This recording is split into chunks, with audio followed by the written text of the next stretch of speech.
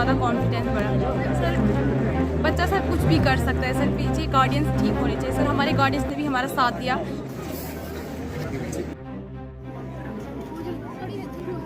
जी नाज़रीन अस्सलाम वालेकुम, आप देख रहे हैं कश्मीर क्राउन। आज इस समय मौजूद हूँ मैं गवर्नमेंट हाई सेकेंडरी खड़े में। आज इंडियन आर्मी की तरफ से शिक्षा मेला ऑर्गेनाइज किया 23 राष्ट्रीय राइफल की तरफ से।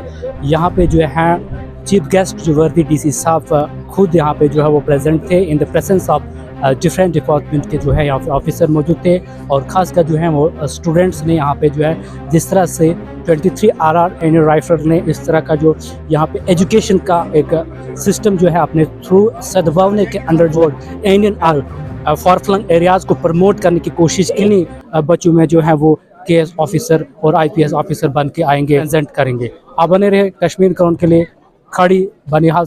मैंने आपको बताई है, लेकिन एक चीज़ मैं जो है वो जाहिर करना चाहता हूँ कि खासकर जो इंडियन आर्मी का ये एक बहुत बड़ा प्रोग्राम है जो जिसको शिक्षा मेला कहते हैं, खासकर 23 RR जो हमारे कर्नल अंकुश जो कश्यप जी हैं उनकी पहल से और यहाँ के लोगों में एक तालीम का जज्बा और एक वैल्यू सिस्टम जो है वो इनकलकेट करना, मुझे लगता है इससे बड़ी खूबसूरत पहल जो है वो नहीं हो सकती।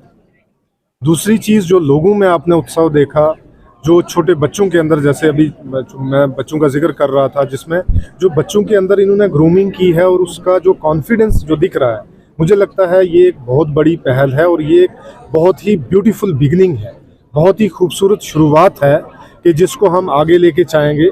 और जो इन्होंने एक मयाद यहाँ पे रखी और उस मयाद के ऊपर जो मयार हमारा बढ़ेगा, मुझे लगता है ये बहुत ही अच्छी चीज़ है। और इसको हम रिक्वेस्ट भी करेंगे कर्नल साहब से कि इसको हमारे जो दूर दराज के जो पिछड़े हुए इलाके हैं इनमें इन चीज़ों को रेप्लिकेट भी किया जाए। और दूसरी चीज़ ये है कि किस तरीके से जो ये हायर सेकेंडरी यहाँ पे है इसको लर्निंग सिस्टम या लर्निंग सेंटर कैसे बनाया जाए। तो इसके लिए हमारी कोशिश रहेगी आने वाले स्कूल खोलने से पहले जो भी इसमें छोटी मोटी चीज़ों की जो दिक्कत है उसको जो है वो हम पूरा करेंगे। और आई लव कि हम ये शिक्षा जो है वो 23 RR थ्रू इंडियन आर्मी के साथ जो है वो करें, ताकि इनका एक जो वैल्यू सिस्टम है, नेशनल वैल्यूज़ जो हैं वो इनकलकेट बच्चों के अंदर भी हो रही हैं और बच्चों को इसका बेनिफिट मिल रहा है। आने वाले टाइम में हो सकता है यही बच्चा, इन्हीं बच्चों में से कोई यहाँ पे IAS करके आए और आप उसका इंटरव्यू ऐसे ही लें, ऐसी मेरी जो है वो ख्वाहिश भी है और मंशा है।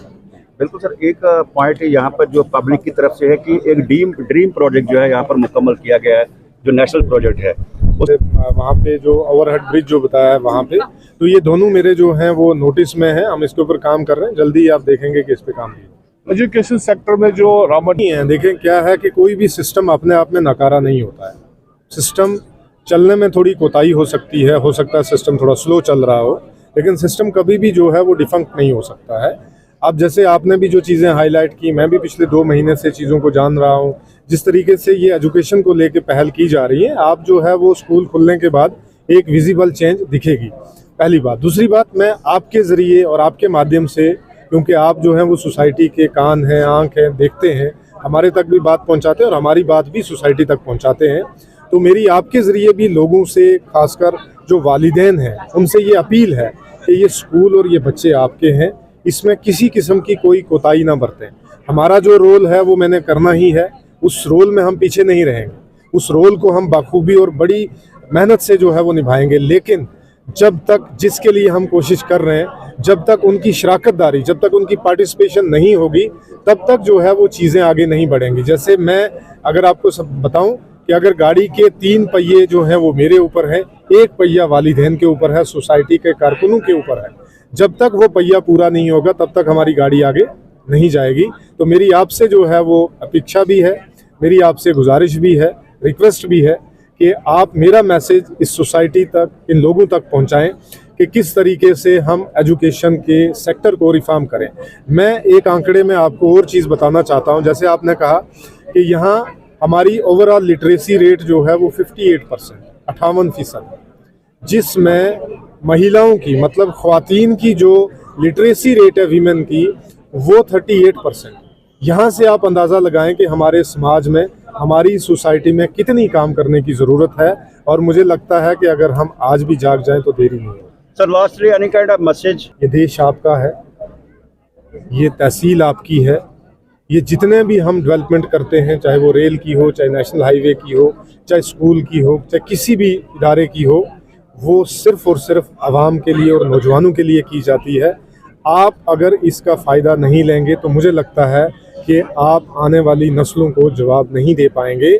लिहाजा अपने आप को और अपनी आने वाली नस्लों को अगर जवाब देना है तो इस डेवलपमेंट का हिस्सा भी बनना है और इस डेवलपमेंट से होने वाले फ़ायदे से इस्तिफ़ादा भी लेना है। और अगर आप नहीं लेंगे तो मुझे लगता है कि जिस फेथ को हम मानते हैं या जिस भी सिस्टम को हम मानते हैं, मुझे लगता है उस सिस्टम के साथ आप किसी न किसी तरीके से जो है वो बेईमानी करेंगे, चाहे वो मैं हूँ, चाहे मेरे भाई हूँ, चाहे हमारे नौजवान जवान जो कि हमारे मुल्क हिंदुस्तान को सुरक्षित रखने के लिए दिन और रात अपनी जानें निछावर करने के लिए तैयार रहते हैं। आज शिक्षा मेला अवसर पर मैं कुछ कहना चाहता हूँ। शिक्षा ही जीवन का आधार है। शिक्षा हमें अंधकार से प्रकाश की तरफ ले जाता है। इंडियन आर्मी ने हमारे लिए बहुत सी क्लासेस जागरूकता अभियान चलाए, जैसे कि सैनिक स्कूल एंट्रेंस एग्जाम की कोचिंग चला रहे हैं, APS की कोचिंग चला रहे हैं। इन सभी क्लासेस से हमें बहुत मदद मिली है। हम सैनिक स्कूल और आर्मी पब्लिक स्कूल के बारे में जानकारी पढ़ने में और भी दिलचस्पी बढ़ी है। इसलिए मैं इंडियन आर्मी 23 RR का तहे दिल से शुक्रिया अदा करता हूँ, जिन्होंने हमारे लिए इस इलाके में सैनिक स्कूल एंट्रेंस एग्जाम के लिए कोचिंग खोली, जिससे हमें बहुत इंडियन आर्मी ने हमारे लिए बहुत अच्छे कार्य किए हैं और इंडियन आर्मी ने हमें फ्री में सर कोचिंग कराई सर, और जो टीचर्स थे सर उन्होंने हमें सर बहुत ज़्यादा कॉन्फिडेंस बढ़ा। सर बच्चा सर कुछ भी कर सकता है सर, पीछे गार्डियंस ठीक होने चाहिए सर। हमारे गार्डियंस ने भी हमारा साथ दिया कि आप कर सकते हो सर, इसीलिए सर यहाँ तक मैं पहुँची हूँ। सर इंसान सर हार्डवर्क करेगा सर, क्यों नहीं सर। मैं राजस्थान की निवासी हूँ और सबसे पहले तो मैं अपनी फैमिली का थैंकफुल करूँगी जिन्होंने मुझे सपोर्ट किया और मुझे अलाउ किया कि मैं इस मुकाम तक पहुँच सकूँ। उसके बाद मैं 23 RR का थैंकफुल होंगी जिन्होंने मुझे फाइनेंशियल सपोर्ट किया और मेरे सपना हासिल करने में मेरी मदद। वो बहुत बड़ी चीज़, उस वजह से बच्चे बहुत पीछे रह जाते हैं जिनके पास फाइनेंशियल नहीं होता है इतना कि वो इतने बड़े कॉलेज में जाके पढ़ सकें। तो उन्होंने इतना हमें सपोर्ट किया कि इतनी बड़ी फ़ीस जो है, इतना बड़ा उन्होंने पे किया और हमारी बच्ची जो है वो अच्छे से मतलब उन्होंने अचीव किया और इतनी बड़ी पोस्ट पे वो आज बैंक में आई हैं। तो थैंकफुल है हम 23 RR का बहुत ज़्यादा कि उन्होंने इतना हमारे लिए किया। इस प्रोग्राम को आप तक पहुंचाने में हमारे साथ ताउन कर रहे हैं डॉक्टर समीता सोफत हॉस्पिटल लुधियाना पंजाब, बेऔलाद जोड़ों के लिए उम्मीद की वाहिद किरण।